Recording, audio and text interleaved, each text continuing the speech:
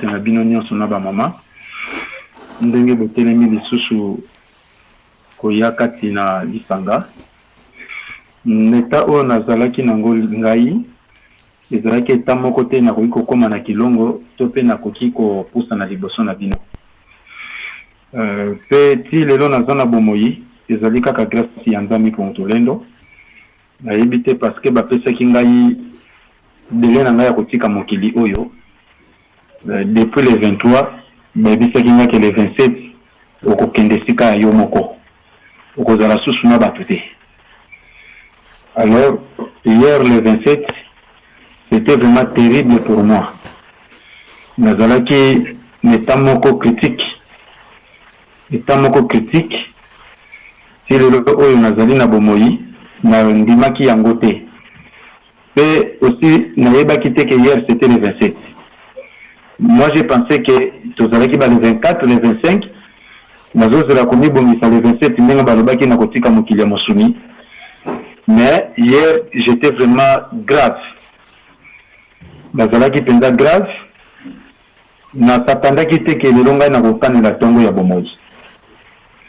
Mais na comprendre te tongo etaneli ngai mais ezalaki difficile mpo ngai natelema na mbetu nakende na kilongo.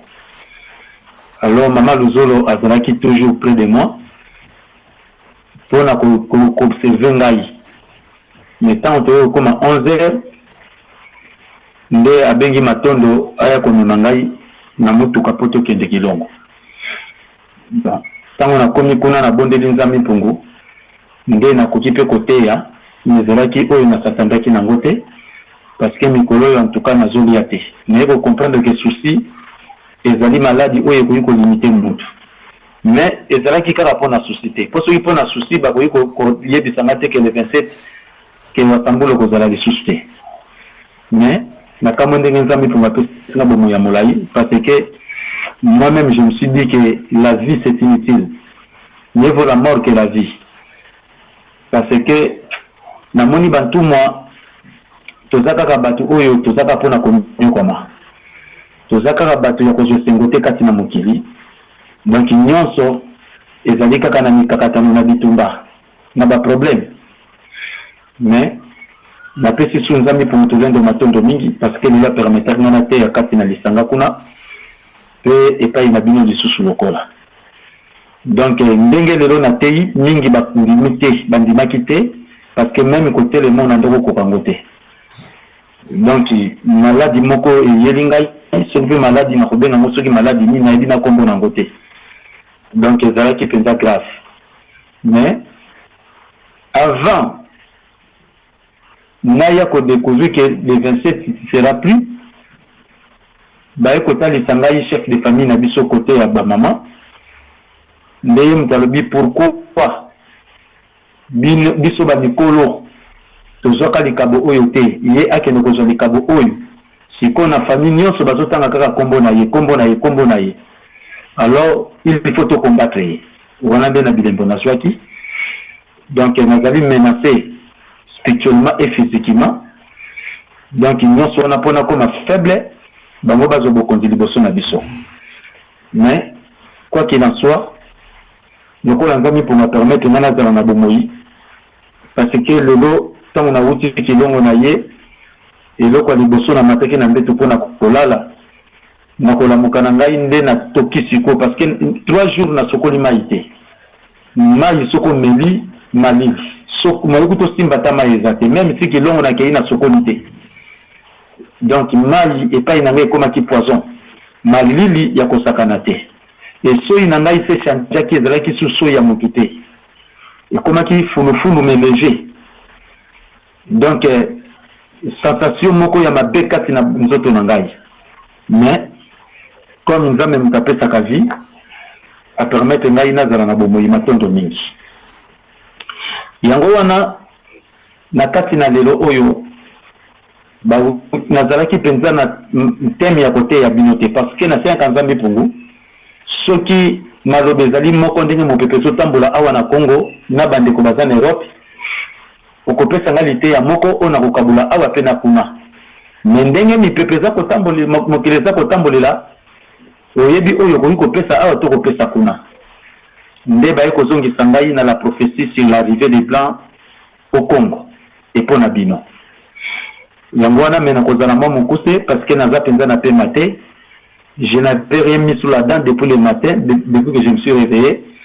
Donc force physique ezate loba peut-être spirituel nde kosunga biso na bongo na pesi bino matondo mingi batata pe ba mama na ndenge botelemi lisusu na mokolo ya lelo. Normalement epesa mpela biso te mokolo ya konso muta kende koteka kende kosala to azala sous occupation moko boye. Alors konso ezali mokolo ya motu ya buta bakoko na biso. Mais na ye kotala kelelo soki nzambi punga pesinga lisusu mateya oyo na ye kotala ke pai na bino bozo respecter penza mokolo ya bosantuté ya nzambi punga tolendo. Po koyoka na konso boye mama kingandi azangi. To pe tata kingandi azangi. Donc nazomona comme si boza penza ko se focaliser te bozo zo penza eloko ya mokolo yango lokola pa na valeur ou esengeli. Parce que vous sentez que vendredi boye et pas de konso boye tata kingandi azate tata kingandi azate. Konso boye oka mama kingandi azate. Donc nazomona penza neti likambo oyo boza ko zwa yango penza teke lokola ezali journée moko sacrée ya biso ba noir. Or que na mokolo oyo ya lelo konso moto akei koteka moto akei kosala azali lokola opposant ya nzambe parce que oketeka na yo okesala na yo donc eza lokola s'opposer na nzambe parce que nzambe alobi au jour d'aujourd'hui on n'ouvrira aucune œuvre. Mais ce que ntango toyebi yango siko mpona mbongo mpona kolia mpona kolata toza kondima kobebisa mokolo yango mpona kokende kosala mbongo. Eloko wana ba papa ba mama désormais parce que moment tokomi ezali moment ya masekite. Kamba tena mokolo ya ponso yoko zanga mokolo mususu tango mususu pe mokolo makambo ya mutu ye kotelema mpona biso yango wana. Parce que konso ezali siku makasi ke mama ozoka nzoto bientôt vani na ndaku tata okeno kosala to vani na ndaku donc normalement eza penza malamu te. Neti ngai kutu ba permettant ngai te ke konso mutu soka ye kilongo te. Ata aye na butu aza sérieusement grave na ya bayeti. Donc ndenge bayebi sangai de ki mutu wana aza lokola telemili nzambi mpu mutu lenge. Yango na kosenga bino ba papa ba mama ba mbongo to banda kosala ngo kala. Nane komisa biso na bisiko to lingaka te. Tokoma.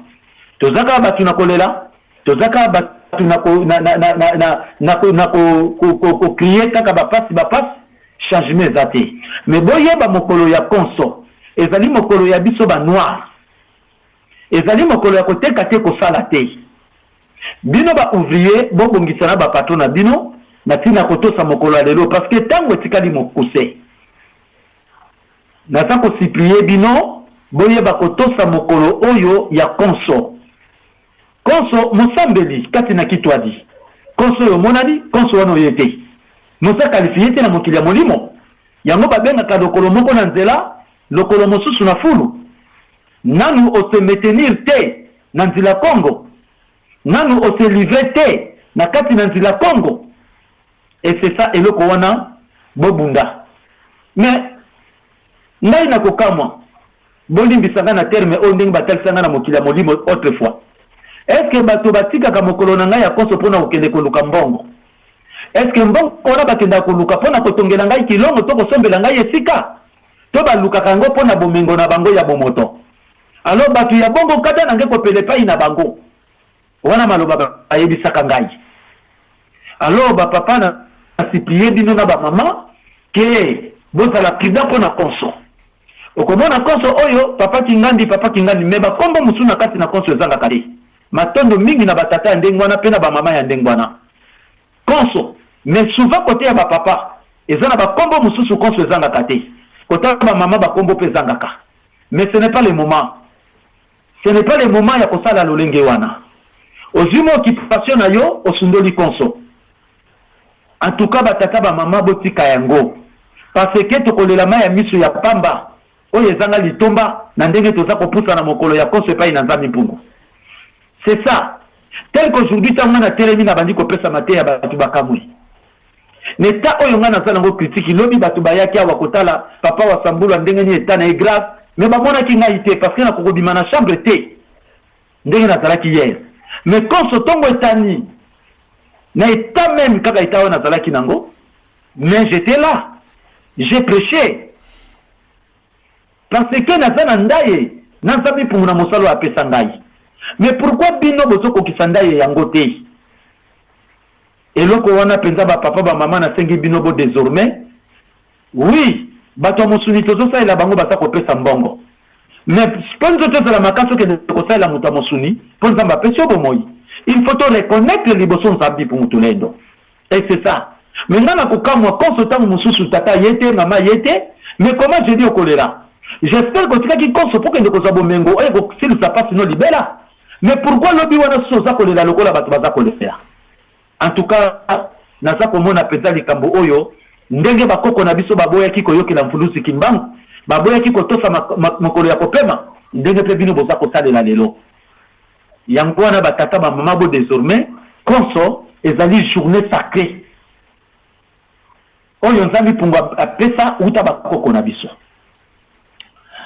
Alors, na ekozonga na la prophétie sur l'arrivée des Blancs au Congo. Et ça comme il rappelle. Pendant que le roi règne dans sa cour ou dans son palais, le roi avait toujours des sages hommes et femmes conseillers en tous les domaines. Pourquoi Moutoua pas un roi? Azali mokonzi. Mais basi la ye basi, nami bali, bazala lokola bankadre ne peut pas conseiller na ye. Alors remi kolobake, ndenge tolobaka maye kenda yango moko etengami. Bato, o batambola malamu, il faut bazala na molakisi. Roi Kutu, oyo azalaki monoko numéro 1, autorité ya Congo. Mais azali na basi, azali na mibali, oyo bazalaki ba conseiller na ye. Pendant la reine de Zingakou, 11 sages-femmes conseillères du roi en matière de spiritualité, des révélations, des révélatrices, pardon, regroupées en séance de prière, reçut un message de Pungutulendo par le canal d'Embas ou esprit local. Roi divin wana azalaki na trois pouvoirs. Pouvoir spirituel, pouvoir scientifique et pouvoir oyo ezali na biso tozali kobenga na munokolo ya lingala ya bokonzi. Alors roi wana Nzingaku lokola abebisaki koboya koyokela basi oyo bazalaki elongo pona ko conseiller pe nani bali oyo bazalaki elongo pona ko conseiller ayaki ko somokano ya kosala oyo lingaki motema na ye pendant qu'il ndoko sentir kazali une expérience bazali na capacité nyonso. Alors nakozala koyoka baye oyo zabi punga telemisaki pona ko sunga ye nde yaki kosala ke Congo ekotaki na misère. Alors lolenge moko na tango na biso lelo nzambi pumuna eleko aza kotelemisa mosali pona kolakisa libota na ye. Mais tango batu baza kosopoze na mateya oyo baza kopesa bango directement baza kopose na nzambi mpungu et tango baza kosopoze na mokolo ya konso oke kosala te oke koteka te ofandi no na ndaku directement baza kosopoze pai na nzambe. Alors otozo luka lokolo esengo kokomela biso ekozala kaka mosika ekoka kokomela biso te nde na kati na 11 sages-femmes et les hommes oyo bazalaki wana basanganaki na séance à prière. Na kati ya séance à prière nde sika bato baswaka bilembo reçurent un message de Pungutulendo par le canal d'Embasi ou esprit local.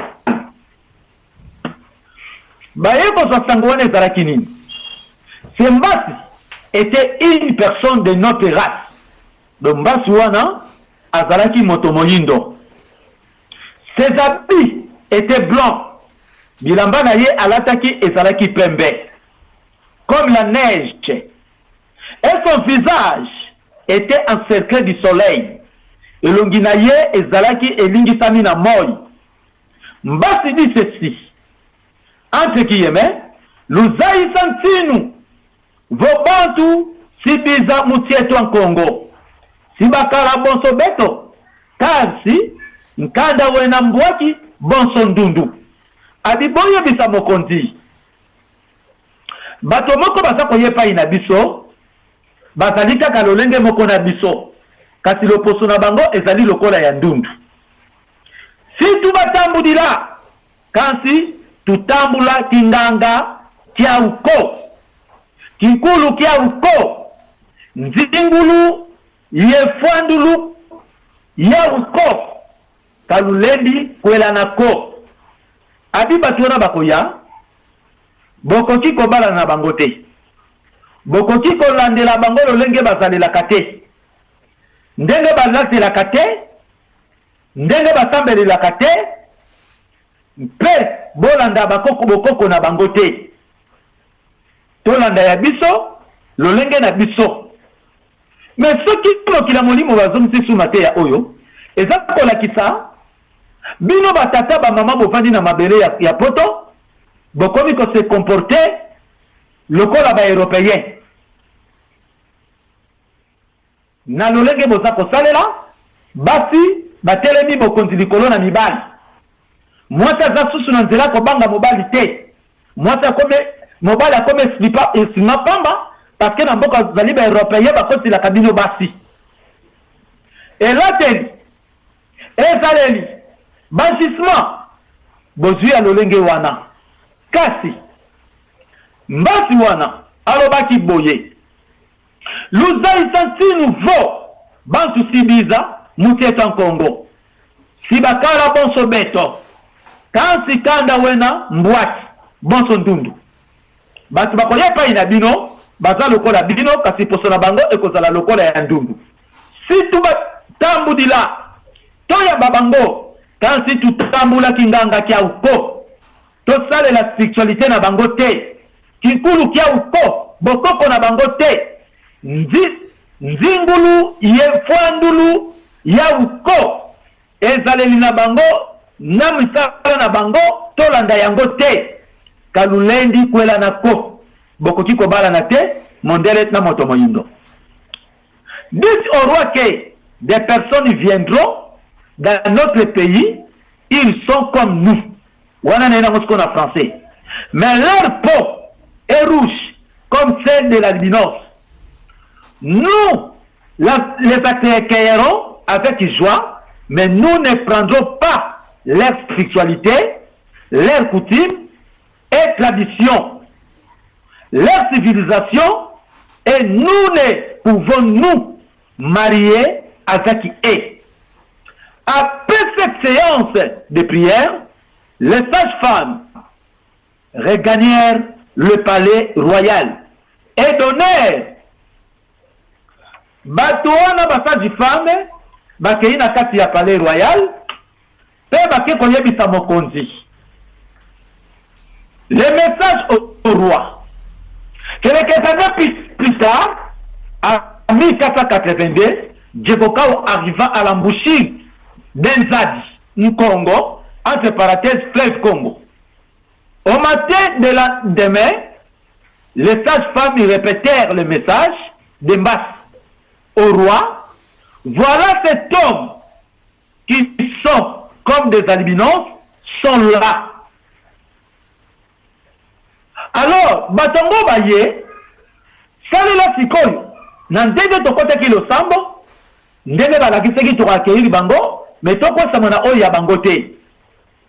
Menzinga nkuru ayaki kokweya. Siko biso tokondana zinga kufu. Soki ya kweya kate, nde pasi oyo eyeli biso te. Mais siko soki tozongi na biso moko. Tolati bisalela mindele.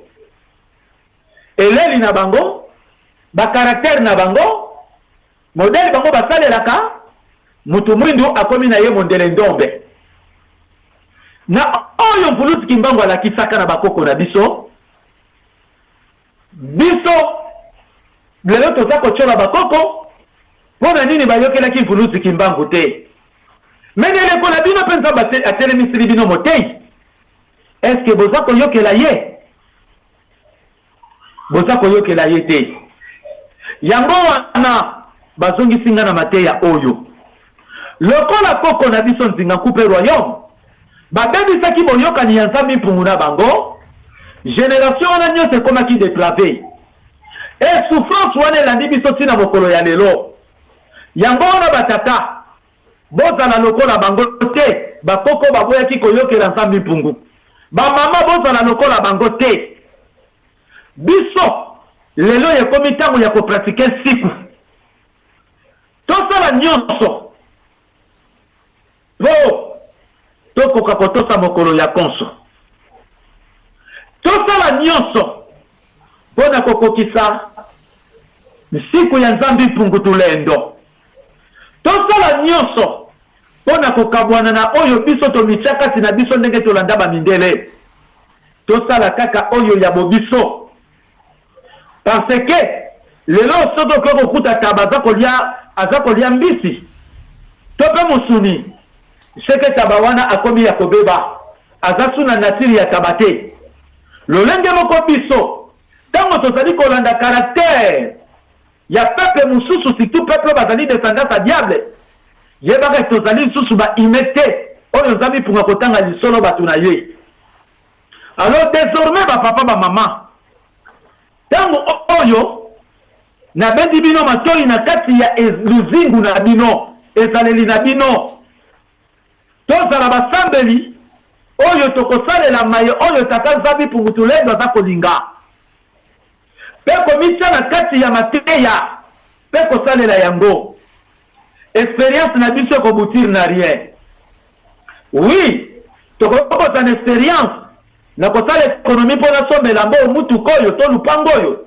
wana eza chose physique mais na spiritualité expérience ezalaka te na spiritualité mpo olonga pardon ezali fo ozala obéissant oyo ifo tosa malako ili fo simba siku ili fo senga baprincipe yango wana nde parce que bamisusu baza makasi na kosenga bolimbisi osali mabe azolala ovandi nzambe elimbisaka mpo nasalaki boye biso toza susu bato kosala mabe te biso tokomi besclave ya kosalaka malamu masumu ekokoza su na bokonzi kati na biso te lelo tokoki koza susu bato konéglige ponso te parce que ezali journée sacrée ya biso babena nkongo nyonso kati na africain mais na kati ya konso bena nkongo ake koteka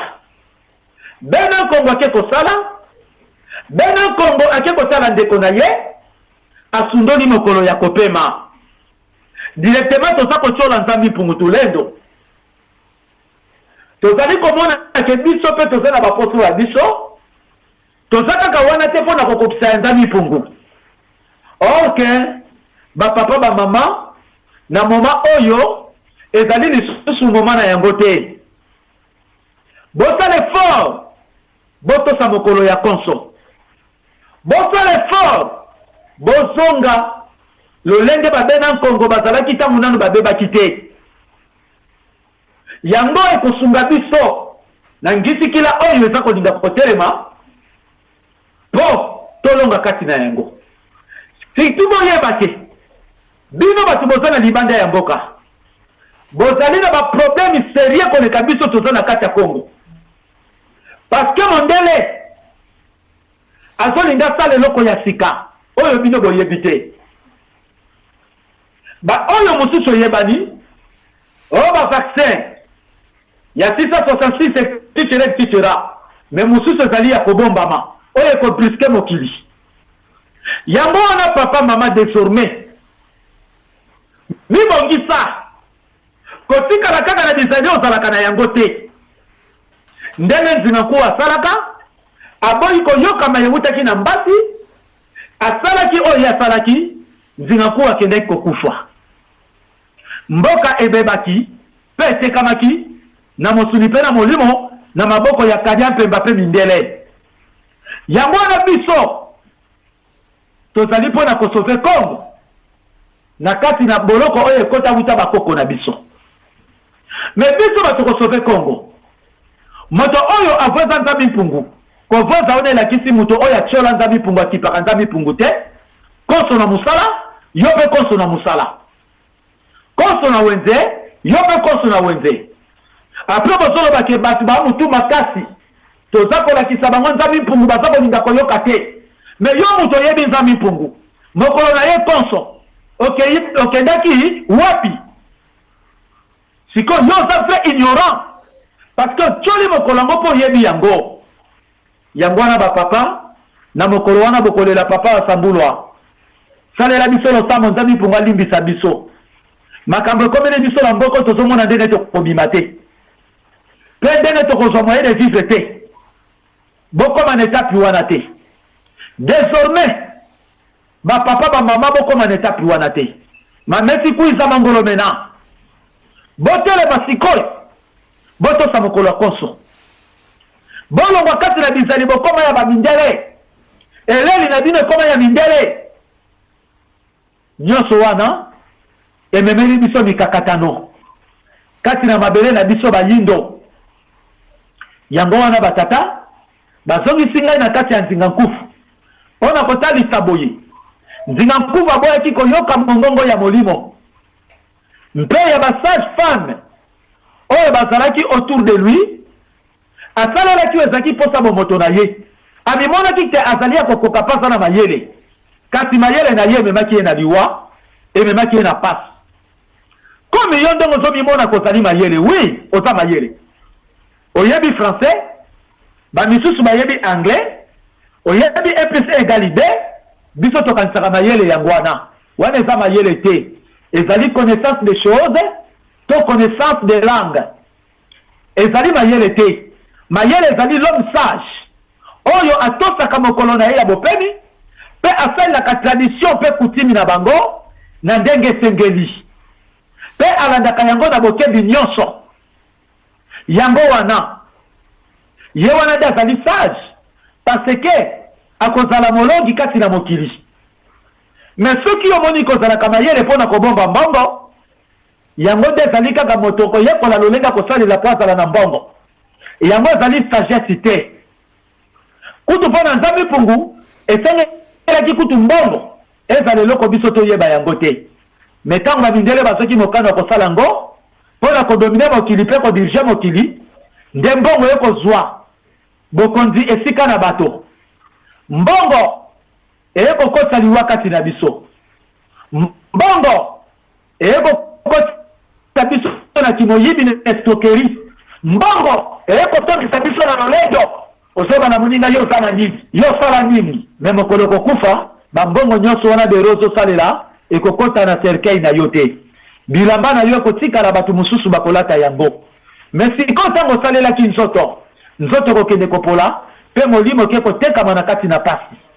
yango na eloko ya motuya tosalela molimo tosepelisa molimo totosa mokolo ya nzambi mpungu tulendo tolata bolingo ya solo parce que surprise ezolinga esalama alors surprise ezolinga esalama boloba teke papa asambula alobaki te nazoloba lokola basipliaki ngai mpe nasiplie bino naza koloba batata bamama bobongisa masweka ntima mavondele nza maye oyo tobombaka na motema yango ebombaka mokili tozala sincere vis-à-vis na bato mpe na nzambi mpungu tulendo tozala bana bilaka ya solo mpe tokokisa esengo ya nzambi mpungu mpo na bilaka na ye kokisama oyo alakaka biso wuta bakoko na nzela ya ntuma na ye kimbanga mvulusi kimbanga alobaki tolanda tradition ya bato te tolanda kutimi ya bato te tolanda spiritualité ya bato te yango nde eza kokabula biso na nzambi mpungu tulendo yango wana batata bamama désormais na yebi ki kosala de pesa kabiso bilei mais banda ba banda ke kosala boto saka ba consulter et loko dini yesembe bakisami c'est ça oui bankulu bazova munzila tata kimbangu sala sambila